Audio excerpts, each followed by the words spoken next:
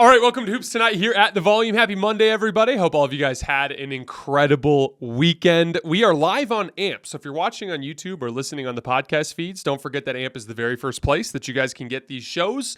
We are continuing our top 25 players the last 25 years today with number 10, Dirk Nowitzki. Very, very excited to talk about Dirk today. But we're also going to hit a little bit of the Steph Curry versus Magic Johnson debate that was going around last week. We're going to hit that at the top, and then we'll get to Dirk. You guys know the drill. Before we get started, subscribe to the Volume's YouTube channel so you don't miss any more of our videos. Follow me on Twitter at _JasonLT so you guys don't miss any show announcements. And last but not least, if for whatever reason you guys miss one of these shows and you can't get back over to YouTube to finish, don't forget you can find them wherever you get your podcasts under Hoops Tonight. All right.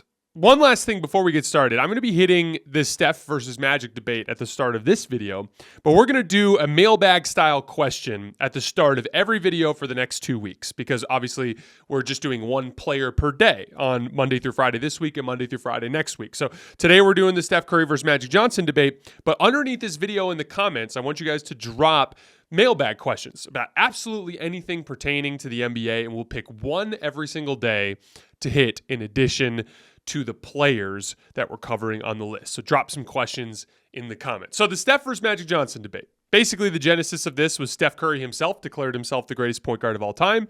And then Michael Jordan got involved in this discussion, I believe through a text message to Stephen A. Smith, that he believes Magic Johnson is clearly the greatest point guard of all time. And I personally hate this discussion because, to me, focusing on singular position groups to rank players doesn't make a ton of sense. I think Gilbert Arenas was the guy who put this best when he went on his show in the middle of this debate and basically said, like, why aren't we including guys like LeBron or Nikola Jokic in this debate? Because they functionally act as the point guard for their team. Now, I don't agree with Gilbert in the sense that I wouldn't want to have a point guard debate with LeBron and Nikola Jokic in it, because that doesn't make any sense to me either. But I think the larger point that he's hitting at, and essentially talking about the positionless nature of basketball and the fact that any star should have the basketball in their hands a lot and functionally act as a point guard for their team, I think represents a better way to rank basketball players. So I would rather not focus on who's the best point guard or who's the best shooting guard, but rather who's the best perimeter shot creator for a team. I'll give you an example. Let's say we were talking about shooting guards. Who's the best shooting guard in the league right now? It's probably Devin Booker, right? If we go down my player rankings, Nikola Jokic at number 1 was a center. Steph Curry at number 2 is a point guard. Giannis at number 3 is a power forward. KD at 4 is a power forward or small forward. Embiid center. Anthony Davis center. Tatum small forward. LeBron power forward. Luka Doncic power forward, point guard, depending on what you want to call him. Devin Booker shooting guard. And then Kawhi Leonard power forward. So of my 12 bona fide superstars, I've got one shooting guard. So technically, Devin Booker is the best shooting guard in the league. But if I swapped Steph Curry in for Devin Booker and had him do all the exact same shit that he does for the Suns immediately become a better basketball team. Why? Because Steph can play shooting guard better than Devin Booker can play shooting guard. Because Steph is a very versatile basketball player that can fill any role. But even then, let's look at what that means. What does it mean to be a two guard in the NBA? At the two guard position in the modern NBA, you're expected to run pick and rolls, run ISOs, maybe some post-ups if you've got a size advantage, dribble handoffs, wide pin downs, running the lanes in transition, spotting up and attacking closeouts. But those responsibilities are the same for every perimeter star. I would argue that exact same list is fulfilled by LeBron James or Jason Tatum or Kevin Durant or Jimmy Butler or Luka Doncic. You get the point. They're just basketball players. Perimeter-oriented basketball players. Now, the ones that are bigger might use their size more and play a different style. Guys that are more skilled might lean on that more. Obviously, they play differently, but they all fill the fundamental same role on a basketball team, which is creating shots for your team. And so I don't see any point in isolating point guard as a position group, because there are a lot of players that don't technically play point guard, but can do point guard stuff better than all the point guards do, and basically do that for their team anyway. So the debate doesn't make any sense. I prefer to rank players based on two types. Those of you guys who have been following the show for a while know exactly where I'm going here. To me, you're either a perimeter-based shot creator as a star, or you are a center. And that's basically it. Everybody kind of falls into those groups. The only guy that really I've seen that bridges that group at the highest level is Nikola Jokic, because he's like legitimately a center, but you can't just deny him the ball or double team him out of a game the way you do with maybe Anthony Davis, and even Joel Embiid struggles with that a lot. If you do that, he can dribble the ball up the floor, and he can he can create offense for himself off a live dribble. So like Jokic kind of bridges that gap, but outside of that, everybody kind of falls into one of those two groups, right? Like when I don't rank Tim Duncan among perimeter players, typically, if I'm doing all-time lists. Now, we're doing it for a top 25 list because I'm grouping them all together for that list. But if I was doing just an all-time greatest players in NBA history, I'd prefer to split it into two lists. I want to rank all these perimeter guys, and I want to rank my centers. Let's talk Kareem, Duncan, right? Will Chamberlain, Shaquille O'Neal. Let's talk about those guys over here because they do something fundamentally different than what the perimeter players do. And then let's rank the perimeter players over here.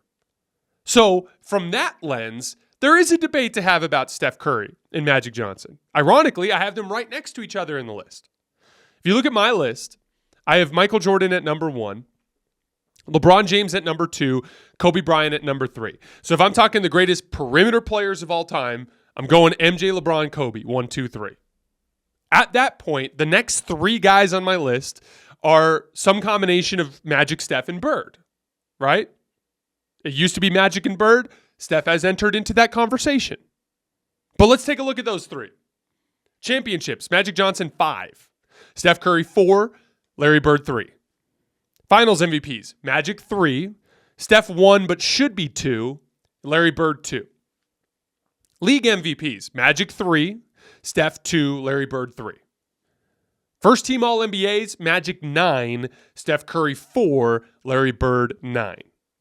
Now, one of the big things that was going around last week I saw was people talking about supporting casts. I think that's ridiculous. I think all 3 of those guys, Bird, Magic, and Steph, all played on top-tier talented teams in their era. From basically 2015 to the to Kevin Durant leaving the Warriors after like when Klay Thompson came back from the Achilles injury, they weren't the most talented team in the league anymore. And we'll talk about that 2023 title in a little bit. But before that, from basically 2015 to 2019, the Warriors were either among the most talented teams in the league before they got KD, and then became by far the most talented team in the league with KD. He won 2 titles with Kevin Durant on his team. Right? So you're not going to sit here and complain about talent as a Warriors fan, right? Magic Johnson literally played with a 6-time champion, one of the all-time great players in NBA history, the guy who was the leading scorer before LeBron got there, Kareem Abdul-Jabbar. You know, Larry Bird played with Kevin McHale. Even in addition to that, they had star-level role players or guys who starred in their roles or lower-level stars, whatever you want to call them. That's Klay Thompson and that's Draymond Green. That's James Worthy and Byron Scott. That's Dennis Johnson and Robert Parrish or Bill Walton coming off the bench in 1986, right? All those teams were talented. So to me, that's irrelevant. You're splitting hairs if you're trying to talk about which team was better. The 1986 Celtics are resoundingly considered one of the greatest teams in NBA history. The 1987 Lakers are resoundingly considered one of the greatest teams in NBA history. The 2017 and 2018 Warriors were literally the most talented rosters that have ever been assembled in NBA history. The 2016 Warriors without Kevin Durant won 73 games. You guys get the point. They won 67 games in 2015. Talent is not relevant here, in my opinion. Except for that 2023 title, which we'll get to in a little bit. So in terms of real-life actual accomplishments, it's not close, in my opinion, between Magic and Steph. Magic has more titles. He has more finals MVPs, even if we give Steph 2015, which I do. He has more MVPs, and he has more than twice as many first-team All-NBA selections. So Steph does have to accomplish significantly more, in my opinion, to pass Magic Johnson. Now, Larry Bird is where it gets interesting. Steph has more titles, should have the same number of finals MVPs. And I think the 2023 NBA championship with Andrew Wiggins as his best player, his best teammate on his team, against a Celtics team that was significantly more talented than the Warriors, in my opinion. That accomplishment was greater, in my opinion, than anything Magic or Bird accomplished. Now, it's not enough to make up the gap with Magic, in my opinion, although it does make it close. But I do think it gives him the edge over Larry Bird. So when people ask me, who's the greatest point guard of all time, Magic Johnson or Steph Curry, I don't really have a take on that. If I had to pick a point guard, I'm taking LeBron because he kind of functionally played the role of a point guard. But even then, you could say Michael Jordan did. And he played point guard for the Bulls in the late 80s. So again, that whole conversation is just silly to me. But if I'm ranking the top perimeter players in NBA history, I'm going MJ at 1, LeBron at 2, Kobe at 3, Magic at 4, Steph at 5, and Bird at 6. That's where those guys land for me. That's just, again, everyone's going to have a different take on this. You're going to have a lot of traditionalists that are going to be like, screw that, a point guard's a point guard's a point guard. We got to rank point guards. But then they want to conveniently leave out that Magic Johnson like straight up played center in the NBA Finals and that he played alongside a point guard who actually played point guard. You get the point. Like, it's just all these things. It kind of goes back to what we were talking about with the Chris Paul situation. Like, anytime you set up criteria, there are holes, right? My criteria has holes. Your criteria has holes. And there are going to be guys who slip through the cracks and who are not properly rated in those situations. But for me personally, I don't like to rank by positions. I like to rank by just general archetypes of stars. You're either a perimeter star or you're a center. And for me, Steph and Magic are very close among perimeter stars, but Magic has a clear edge to be the fourth best perimeter player of all time, in my opinion. All right, let's move on to our number 10, Dirk Nowitzki. He's best player on a championship team with the 2011 Mavs. 4-time first-team All-NBA, 12-time All-NBA overall. We're going to start getting into some crazy resumes from now on. He was the MVP of the league in 2007, NBA Finals MVP in 2011. His prime I put down from 2001 to 2015. In that stretch, Dirk Nowitzki averaged 23 points, 8 rebounds, and 3 assists per game on 58% true shooting. And then in the playoffs, 25 points per game, 10 rebounds, and 3 assists per game on 58% true shooting. I think Dirk's claim to fame, the thing that we'll all remember him for, is that he's the best shooting big man of all time. When we think about shooters, obviously we think about Steph at number 1, Clay at number 2, some combination of Reggie Miller, Ray Allen after that, right?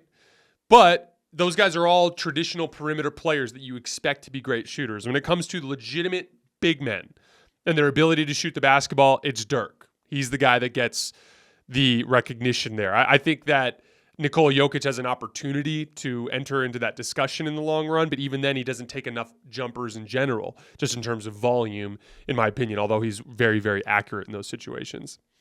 He also was one of the best scorers of all time. Over his prime from 2001 to 2015, he was second to Kobe Bryant in total points scored with 26,299.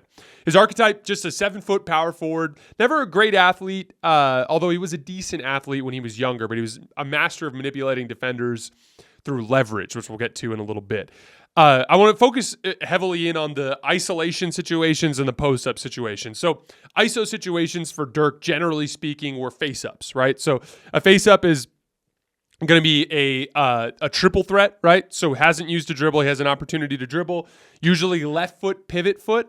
And for Dirk, usually right about the nail. They experimented with a bunch of different spots in his career, but they love to use Dirk at the nail. Now, the nail is at the free throw line, right? Right in the middle of the free throw line. The reason why they like to work with Dirk at the nail or at the top of the key, somewhere between the nail and the top of the key, is because it was harder for teams to double team. So we've talked about this a lot on the show, and there are advantages both ways.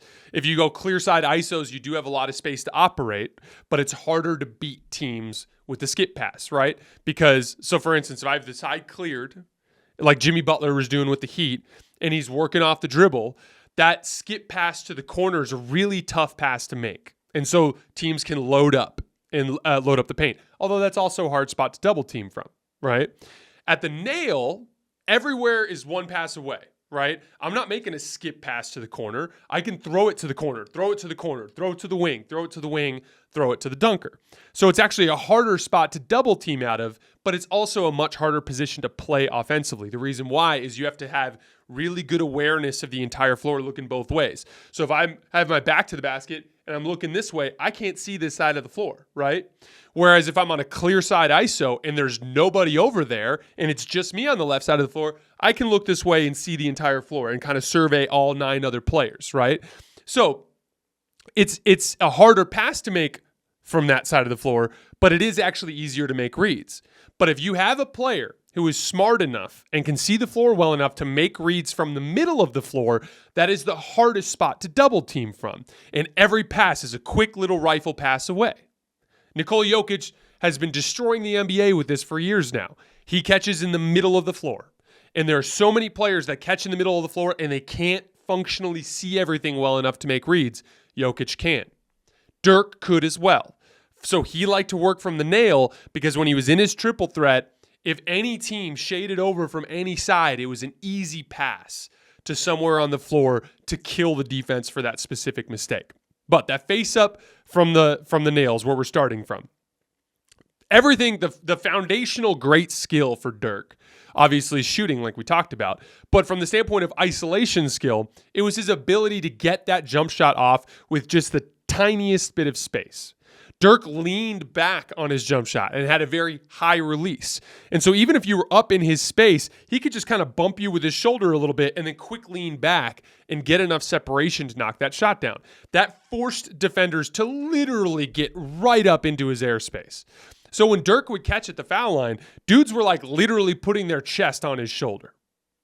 From there, everything is about using his attack foot. His attack foot is his right foot. So if he's got his left foot as his pivot foot, he's leaning into you with that right foot to then try to lean back to take the shot. Or if you're pressing too far up on him, once he gets that attack foot past your foot, so imagine the defensive player has his right foot up here.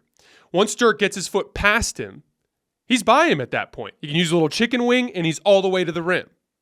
So with Dirk, he would get you into his airspace with the threat of the jump shot and then use leverage to go around you, using that attack foot. And so Dirk would get a ton of dribble penetration, being a guy who's not a great athlete. A guy that you would think like, oh, I'm going to put Udonis Haslem on him. He's going to slide his feet and be able to keep him in front. No, because Udonis has to be up into his space to take away the jump shot. And as soon as he does that, Dirk can feel where his body's at. Everything about this, the ISO and the post-up stuff with Dirk, is all about feeling the body. If he's got his back to the basket and the dude's leaning heavy on this shoulder, he's pivoting this way. If he's leaning heavy on this shoulder, he's pivoting that way. In the drive, when he's in a face-up situation, if you're up in his space and he can get that attack foot past your foot, he's going around you.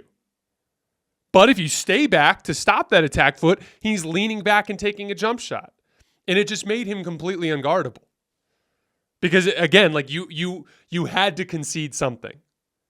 And a lot of the biggest shots in Dirk's career were conundrums that he put defenders in because they didn't know which of those two to go with. Even though I would argue the biggest shot of Dirk's career, that Game 2 game winner against the Heat in the 2011 finals, and we're going to talk about that shot a few times here. That shot was a drive. Greatest shooting big man of all time. Biggest shot of his career was a driving left-handed layup. He ripped through to the right. Dirk loved to go right, left. Even when he would start right, he would spin back left. And again, like that spin, that little bit of leverage with his shoulder was important to him because he wasn't a great athlete. So he had to beat people with leverage. But he caught the ball against Bosch there on that left extended elbow. And he ripped through to the right. And then when Bosch slid, he spun back to the left and went all the way to the rim with that left-handed layup. So getting him the ball at the nail or near the top of the floor, what was really difficult to double team, weaponizing the shot to force guys to press up into his body, and then using leverage to go past him. Out of the post, it was a very similar type of situation. He preferred the right block. He would almost always go to his right shoulder because he had a really good right shoulder fadeaway. Again, like right-handed players love to shoot over their right shoulder. He would just kill teams making this like little right shoulder fadeaway at like 60% clip, which was insane. But if anybody ever reached behind to go for the basketball, he's just going all the way to the rim for a left-handed layup. If you got out of position at all whatsoever, he's going around you. And so he just put teams in a really difficult predicament with how good he was at driving to the basket to compensate for his jump shot. Crowning achievement for Dirk Nowitzki. The 2011 championship run. It was a perfect encapsulation of everything that peak Dirk Nowitzki could do well.